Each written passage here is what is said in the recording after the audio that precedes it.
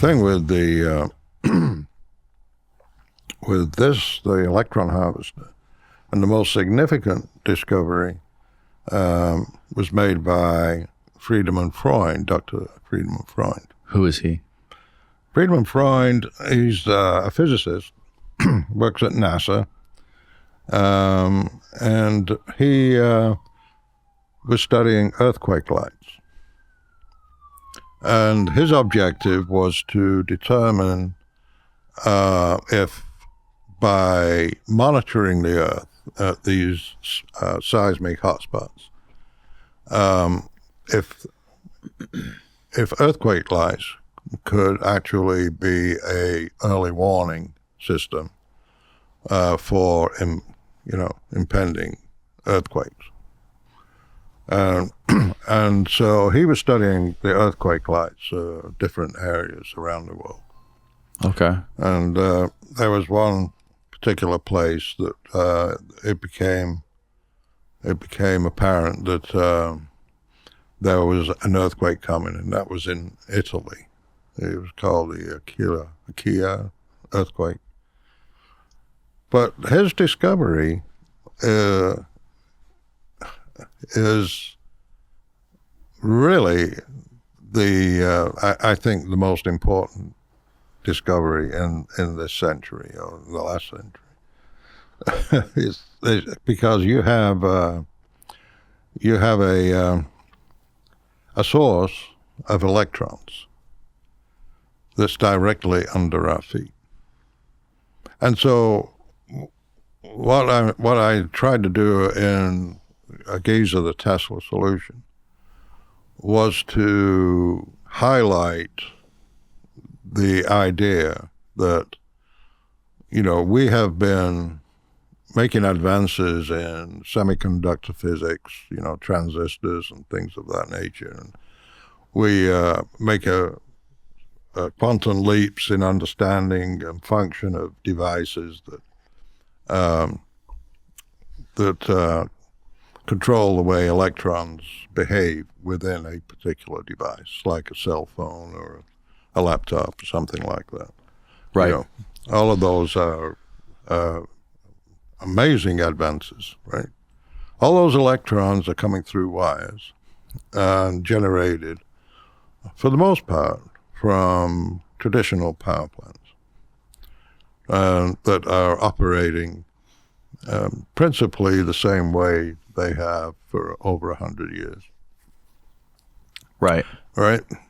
And so they basically boil water, create steam, push turbine blades, rotate generators, and harvest the electrons, and then put it in, transmit it into the grid. Okay. Here, it's to recognize that all those electrons that you want are actually under your feet.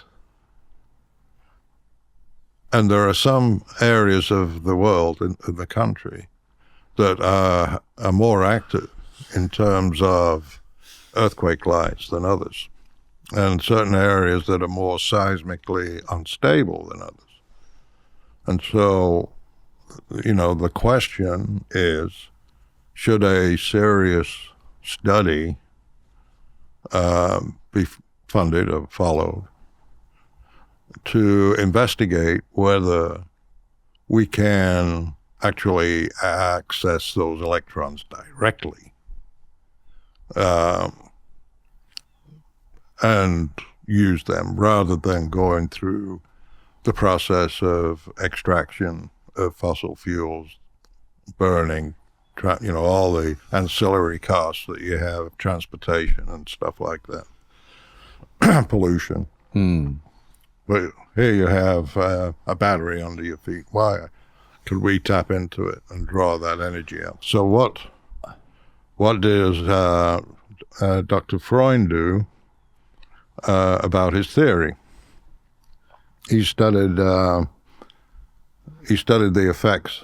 He studied in his laboratory how to generate electron flow in different types of rocks, igneous rocks, like granite.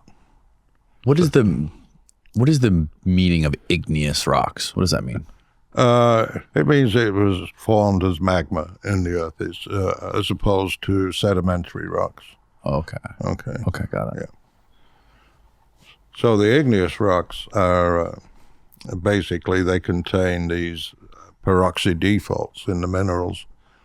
And when they are stressed or pressure is put on them, they will migrate to the surface very rapidly.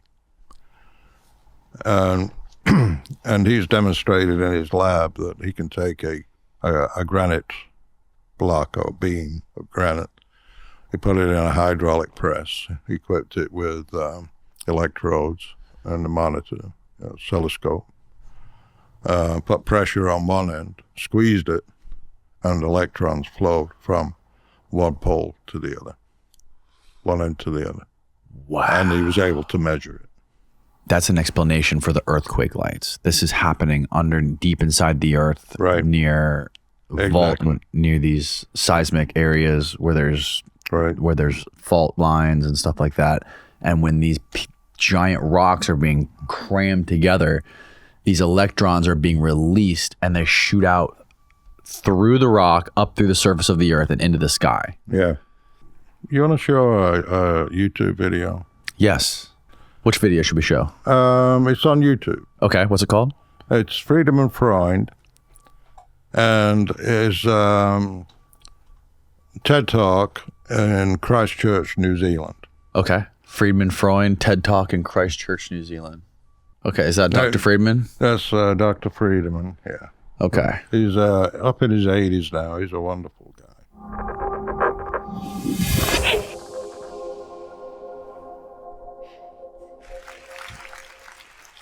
Came to Christchurch to talk about earthquakes, and there's no better place in the world, I would say, than to talk about earthquakes. In particular, I want to give you hope. So, if we look at the photo of the New Zealand islands, it looks so peaceful and placid.